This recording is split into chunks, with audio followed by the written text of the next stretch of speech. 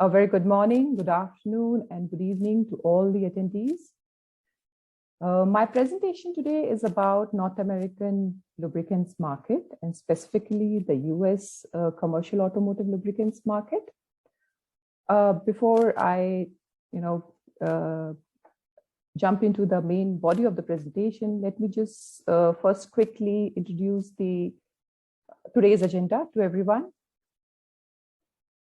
So I plan to talk about the global lubricants market first, and then I'll touch upon the overall lubricants markets of the 3 countries that are in North America.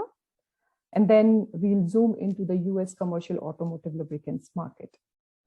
I would like to inform everyone that my presentation today is based on our recently published report titled Opportunities in Lubricants, North America Market Analysis. The next slide provides a bit more detail about the study. Opportunities in lubricants, it's an important franchisee for Klein. I can proudly say that we've been publishing this report for more than 30 years now. This confirms our clients' confidence in this comprehensive report, which we conduct over a period of 3 years in a cyclical fashion. Each year, we work on one segment of the lubricants market of the US. This year, we have published Volume 1, which is dedicated to the commercial automotive lubricants market. Next year, we'll be publishing the consumer volume, and next year, we'll be publishing the industrial volume. Now let's have a look at the scope of the study and the research methodology adopted. I would like to draw everybody's attention to bullet number 6 and 7. So the reason why we call our study Oils North America or Opportunities in Lubricants North America, though it focuses on the US market, the reason is that we also include in our study the entire package profiles of lubricants market, overall lubricants markets of these 2 countries as well. But since the focus of this year's edition was the commercial automotive lubricants market, so rest of the other chapters are more about that segment of the US lubricants market. The first section is year in review, which summarizes our findings related to the lubricants markets of all the 3 countries. And then we directly move to the focus segment, which is the US commercial automotive segment. The overall market section is dedicated to an overall overview of the commercial automotive lubricants market of the US. Section 3 and 4 are about the end-use industries that consume commercial automotive lubricants. Section 5 is about the products that are included or the products that are used in commercial use vehicles. Section 8 includes profiles of the leading companies, lubricant companies that are catering to the North American lubricants market. And finally, we have market opportunities section, which is again kind of a summary of the US commercial automotive lubricants market, but it also includes market trends, drivers, opportunities, and challenges. As far as research methodology is concerned, like all our studies, we conducted both primary and secondary research. As a part of our primary research exercise, we interviewed more than 50 organizations. And these organizations were either end users of lubricants or lubricant marketers, additive suppliers, jobbers, distributors, base stock suppliers, etc. We also conducted secondary research to develop a baseline understanding of the market in terms of lubricant applications, supply chain participants, key companies, and products. With regards to market size estimation, I would like to mention that we tried to understand the typical lubricant consumption per end use. So for that, we tried to understand typical consumption per vehicle in different end-use segments and multiplied by that number by the number of vehicles in different end-use segments. The market estimate hence generated was verified through the interviews that we conducted with the industry participants, such as end users, distributors, suppliers, and jobbers. And finally, to arrive at the final market estimate for the overall market, we simply added up the market estimates for the different end-use segments. So that's about our scope, the report scope, and the research methodology. Continuing with the scope, this slide shows the products that have been covered in this report. HTMO is the leading product category in terms of demand. It stands for heavy duty motor oil. Here, in our report, the term HTMO has been used throughout the report. It's more like a generic terminology for any kind of engine oil that is used by a commercial use vehicle, whether it's a truck or a bus or a taxi or a trailer or a tractor. The report includes profiles dedicated to each of these product categories. And within each of the profiles, you'll find further segmentation of demand for these product categories by different types, for example, in terms of formulation, or in case of HTMO by API service category, and again, in case of HTMO and gear oil by viscosity grade. Hydraulic and transmission fluid is not categorized or further segmented into viscosity grades, but we provide segmentation by the product types like ATF, tractor hydraulic fluid, which accounts for a substantial volume. And then there is an all other, which includes hydraulic fluid and transmission fluid of any type. Grease is the smallest product category. We provide a segmentation of grease demand by conventional and synthetic grease type. And we also talk about different NLGI grades, but a segmentation of demand or breakup of demand by these grades is not included. Moving to next slide. The study covers 6 on-highway end-use segments, including a catch-all other on-highway and 4 key off-highway segments. These end-use segments have been classified as on-highway or off-highway basis the type of vehicles that forms the major portion of the vehicles that are used by these industries or trade classes. Let me quickly describe each of these. The first one is for hire, which includes companies and individual owner operators that profit from hauling freight for others. And this segment, it mainly includes class 8 category of vehicles, though class 1 to 8 are included, but vast majority is class 8. Next is private fleets.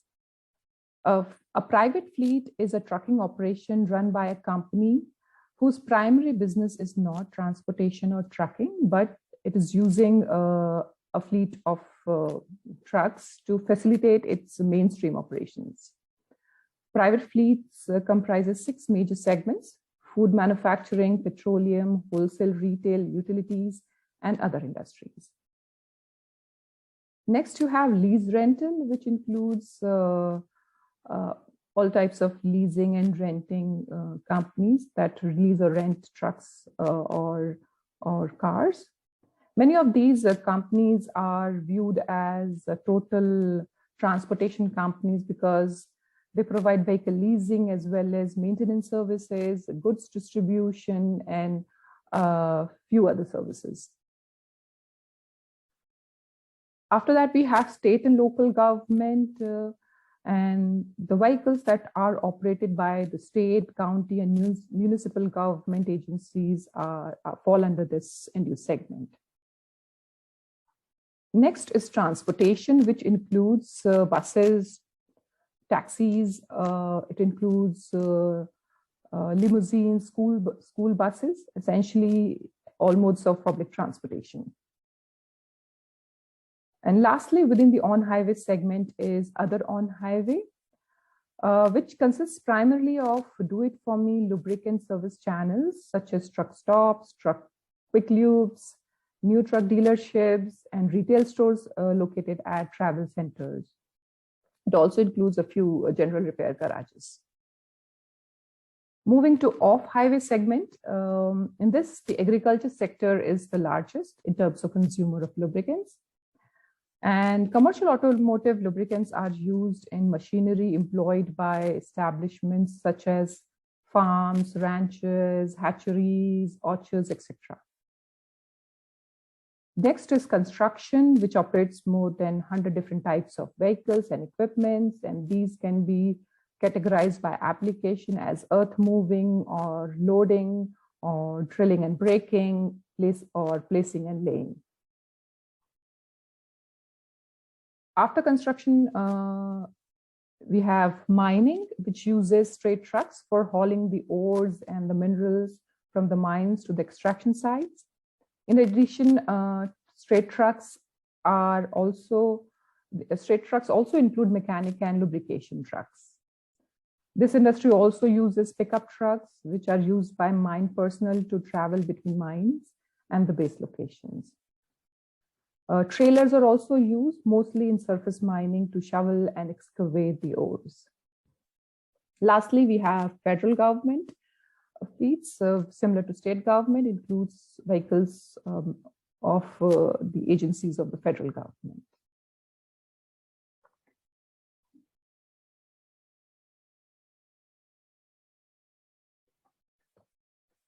So this slide is now about the overall global lubricants market. So I had mentioned earlier that I'll first talk about the global market, which is about 10 to 11 billion gallon in 2020, having shrunk by about 10 to 11% in this year compared to 2019.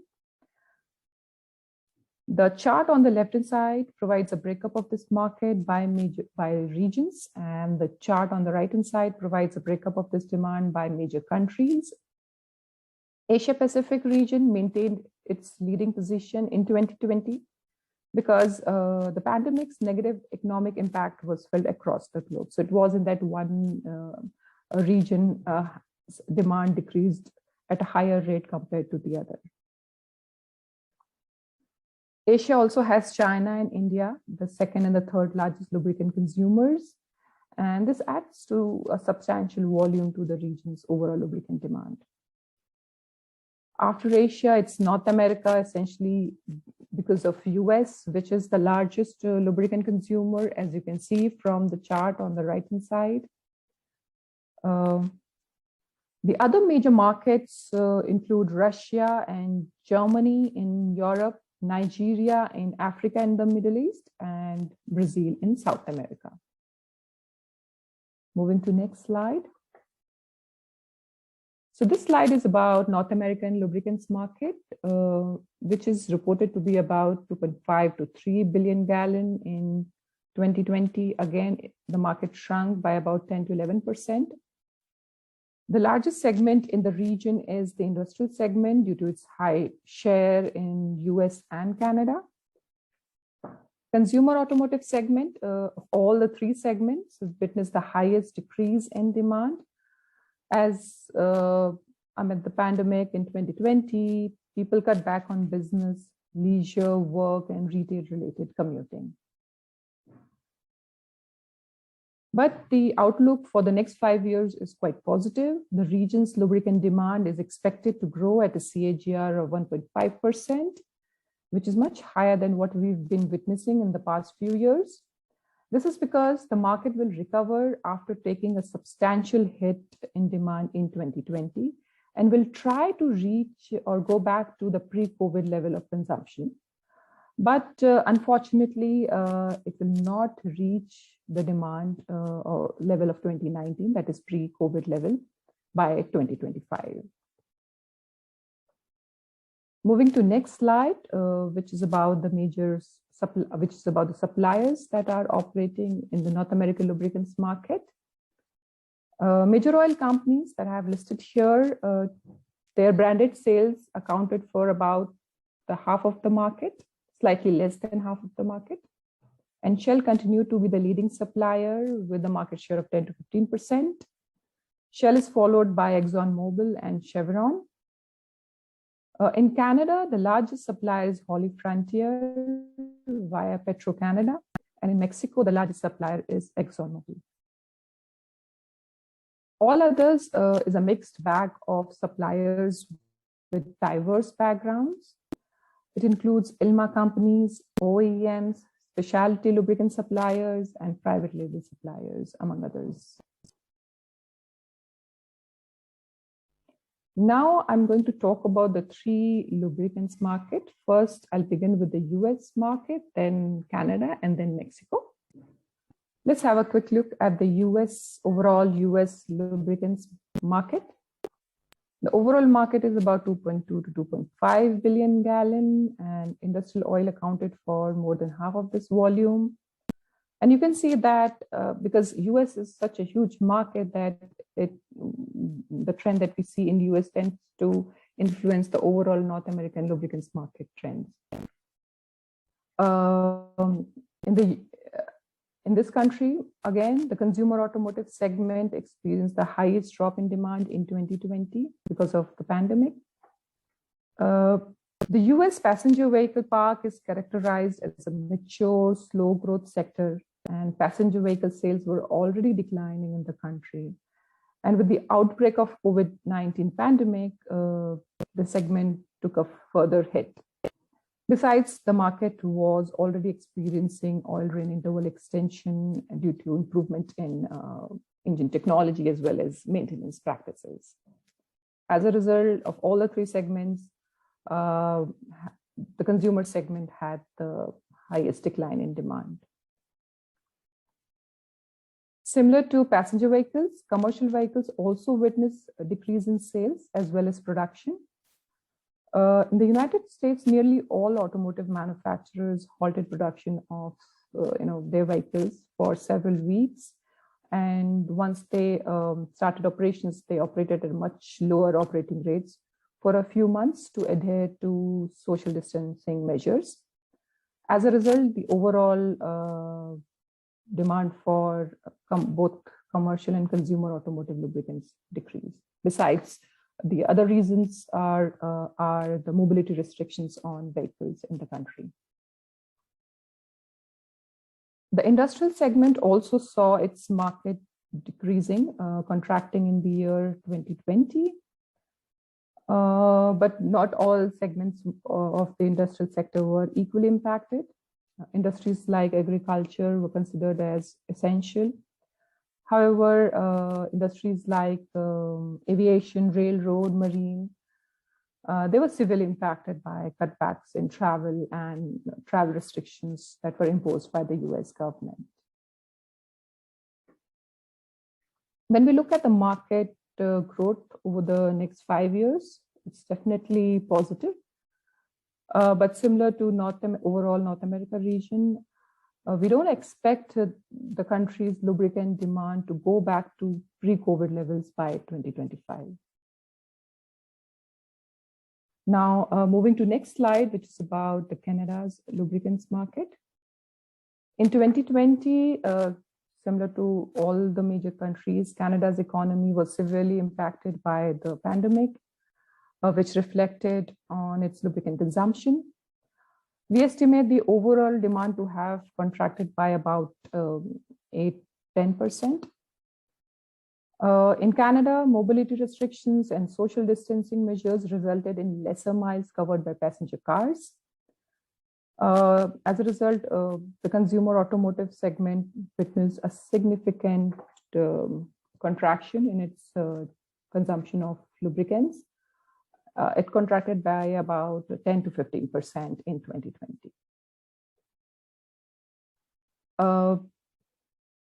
while the industrial output was impacted because of the pandemic, in Canada, it rebounded quickly in most sectors by the second half of 2020. But oil and gas sector was an exception, which couldn't quite recover in 2020. The impact of COVID-19 on commercial automotive lubricants was relatively lower as compared to the other segments. While the trucking sector catering to transportation of industrial output was impacted, trucking sector catering to agriculture goods was fairly undisturbed. Similar to US, Canada will also witness a partial recovery in its lubricant demand lost in 2020. And it is unlikely that 2019 demand will be attained in the forecast period. Moving to Mexico now. In Mexico, all the segments experienced similar decline rates in 2020. And of all the three countries in North America, Mexico's demand contracted the most. This is because of the slow recovery after the lockdown of the industry, after the lifting of the lockdown or the restrictions that were put in place in the months of March and May and April. So the recovery rate has been slow. Similar to US and Canada, Mexico also witnessed its passenger vehicle sales declining in the year 2020. It is estimated to have declined by 30% compared to 2019 sales. However, like US and Canada, the lubricant market in Mexico is still developing, and there is a lot of potential for this market to expand over the next 5 years.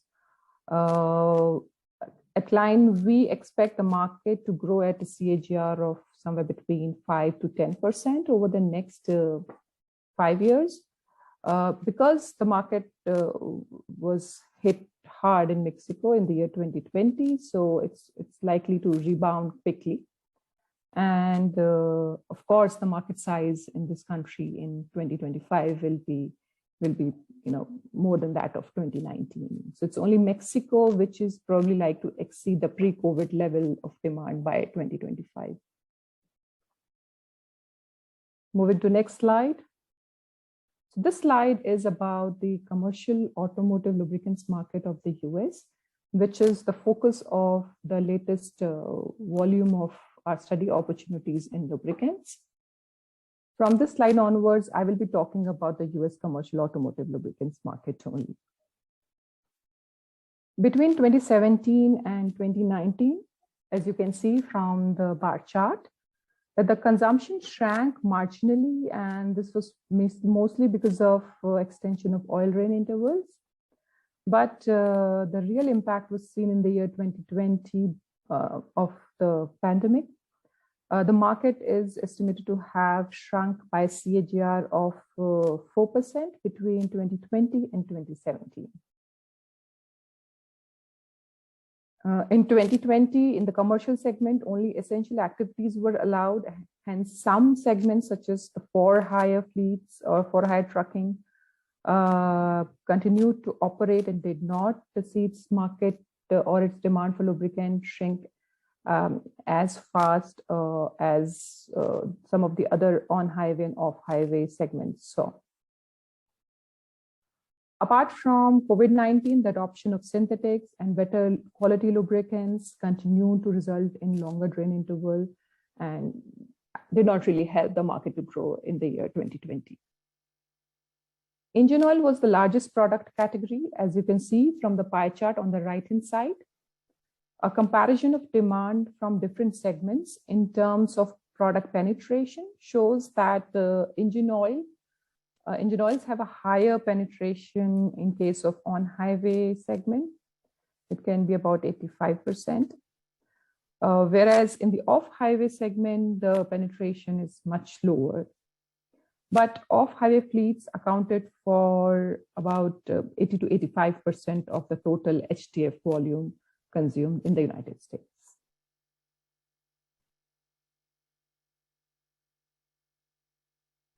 So this slide shows penetration levels for full synthetic and semi-synthetic lubricants in different product categories that we have covered in our study. You can see that conventional lubricants or mineral oil-based lubricants accounted for the largest share of the total commercial automotive lubricants market. And not just the total, it has the largest share in all the product categories.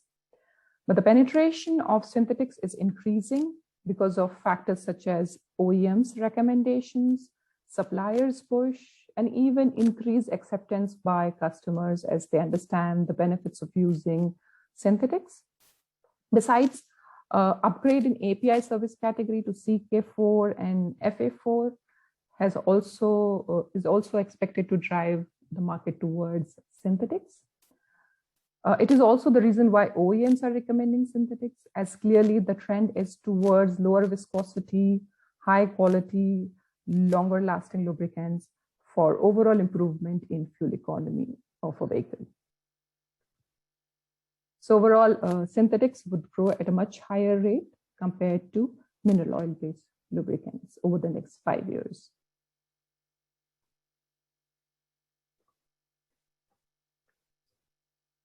So I have already described the different end-use segments that we have covered in our report. And this slide is about these end-use segments. From the pie chart, it is visible that agriculture is the largest segment and accounts for probably close to 30% of the market. Agriculture and for hire together account for about half of the market.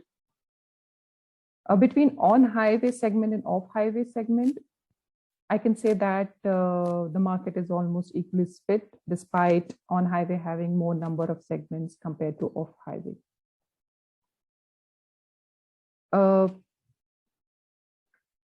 The chart on the right-hand side shows how the market contracted, or the rate by which the market contracted in 2020 by different, the contraction rates for different end-use segments.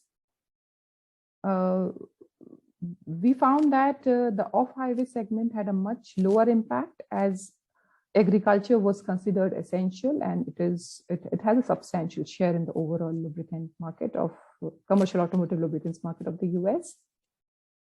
The on-highway segment had a higher decline, as the transportation and lease rental segments suffered the most.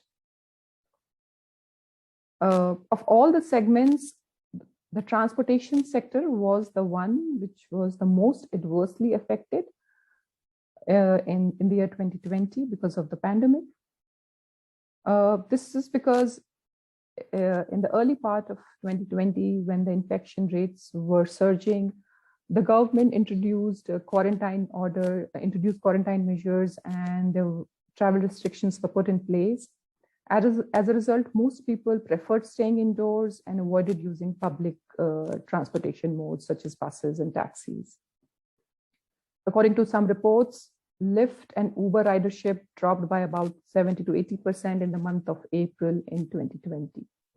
So this reflects how badly the transportation sector was affected by the pandemic. In the off-highway segment, mining was the segment which saw the highest decline. Although mining was deemed to be an essential service, the workforce in the mining sector considerably reduced as a result of the mining spots becoming hotspots of the spread of the pandemic. As a result, some mines had to operate with limited workforce, and the operations also got affected. Moving to next slide. This slide provides a breakup of the overall commercial automotive lubricant demand by major suppliers. I would like to mention here that the total here is not correct. It should be 400 to 500 million gallons, which is the overall market size for the US commercial automotive lubricant demand. In the commercial segment, suppliers can be classified into major oil companies, OEMs, farm cooperatives, independent oil companies, and lubricant manufacturers. And of all these suppliers, among all these suppliers, Shell was a leading supplier in 2020 again. But sales of companies vary with end-use segment. For example, in agriculture, major suppliers include companies like Shell, CHS, Countrymark, Growmark. In the for-hire segment, while the companies that are mentioned here are present, house brands and private label brands such as Amazon Basics, Supertech of Walmart have made inroads into fleet and owner-operators segment. Shell is the leading supplier in most of the segments, but in case of mining, it is Phillips 66, which is the leading supplier. Moving to next slide. So we've seen how the market performed in the year 2020 and what segments were affected most and the rate by which the overall market shrunk. Now let's see how the market is going to perform over the next 5 years. The US economy is expected to grow at about 6 to 7% by the end of this year and at an average rate of 2% until 2020. The economic growth has a direct impact on industrial and commercial activities and hence is a major driver of growth for all the segments of the commercial automotive lubricants market of the US. The transportation sector saw a drastic decline in its consumption of lubricants in 2020 because of the restrictions put in place.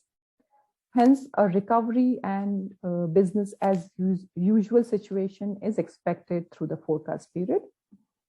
As this sector was most severely impacted, the rebound rate is also going to be higher in this industry. However, the recovery may not be rapid immediately in this sector because people would be hesitant to use public transportation. Like we've seen in the year 2021, people continue to refrain from using public transportation. Similar to transportation sector, the sectors that were affected more amid the pandemic are likely to see a higher rebound in their lubricant demand. Overall, demand for commercial automotive lubricants is forecast to recover partially by 2025, exhibiting an overall CAGR of 2% over the forecast period. So I would like to mention again that despite the recovery and wonderful growth rate, the market in the US will not go back to pre-COVID level by 2025.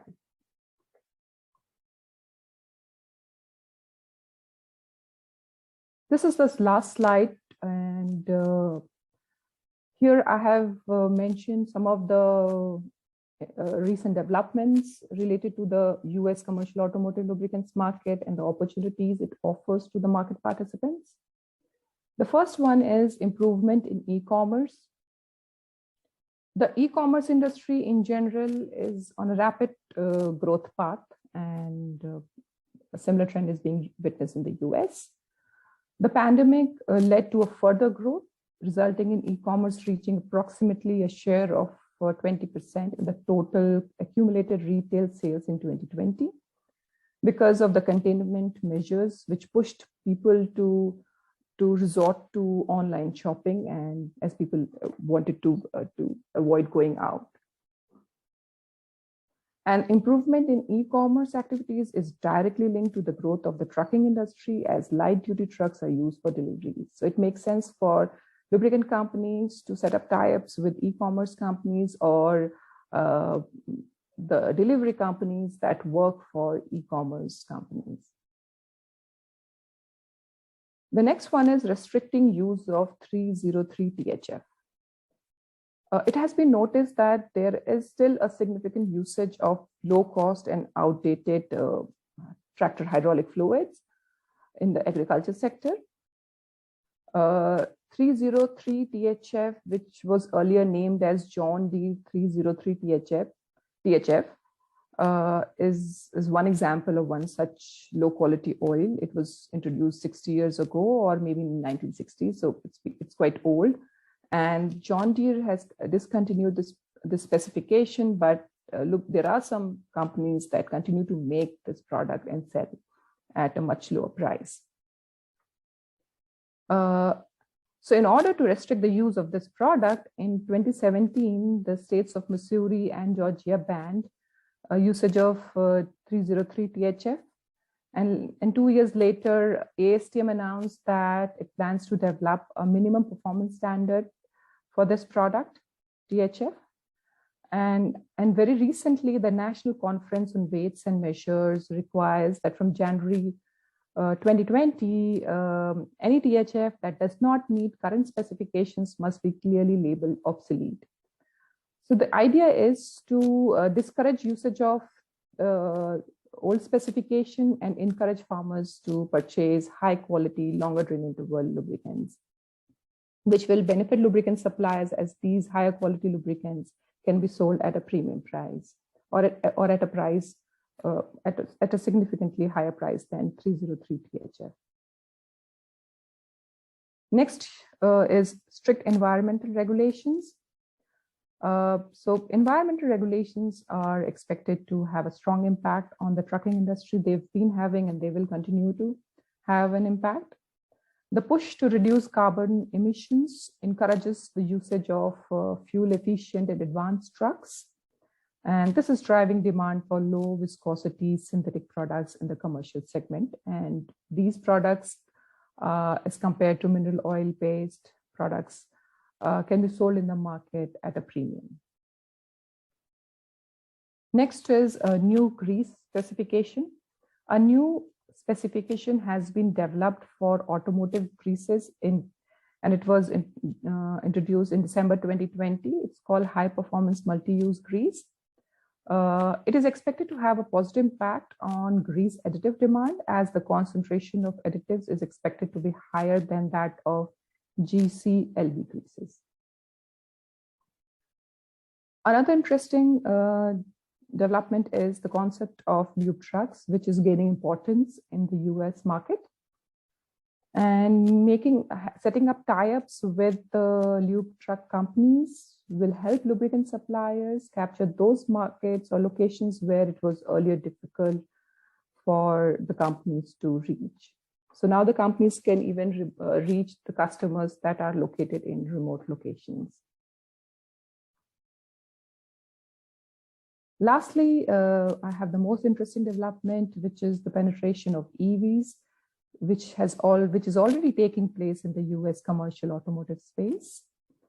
Last week, California Energy Commission approved a $1.4 billion 3-year infrastructure fund for the development of the much required EV infrastructure. And a part of it is earmarked for commercial vehicles related EV infrastructure. In addition, some companies such as WattE and ChargePoint, among others, are introducing electric truck-only truck stops across the country, which focuses on building charging stations for heavy-duty trucks. This development provides immense opportunities for the lubricant companies to set up relations with these truck stops and collaborate with them to market their products at truck stops, and also they can advertise their products at these centers. So with this, I come to the end of my presentation today. I hope you found it informative.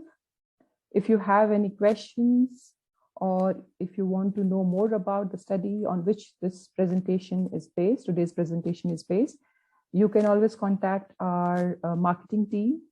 Their contact details are mentioned on the slide. Thank you. Thank you, Sushmita. It was an interesting presentation, that's for sure. There were a few technical questions. I think I covered them during the presentation. However, there's one that you may address. We have a few minutes left. It is the current situation on the US market and the lack of drivers in the trucking industry. Is this something that we're tracking, and is it something that's impacting the market? The penetration of electric vehicles? No, the lack of drivers in the trucking industry. Yeah, so that's a problem that this industry has been facing for some time, and it's not new. And this definitely affects the industry, but it's difficult to quantify that by what level it affects the industry, and the amount of lubricant, the level, degree to which this affects the operations of the trucking industry and eventually the lubricant consumption. I don't think this issue has had a significant negative impact of the operations, but if the problem is not tackled, then this can be a big problem going forward. Okay, thank you for the answer. And I think this is it. There's no more questions. And of course, as Sushmita said, you can always email us at webinars@clientgroup.com or via the emails you can see in front of you. These are your account managers, and there's also Sushmita's information with any questions you may have. Thank you for attending this webinar, and we look forward to see you soon again in our HDMO in 2040 outlook for the market in a few weeks. Thank you so much. Bye-bye.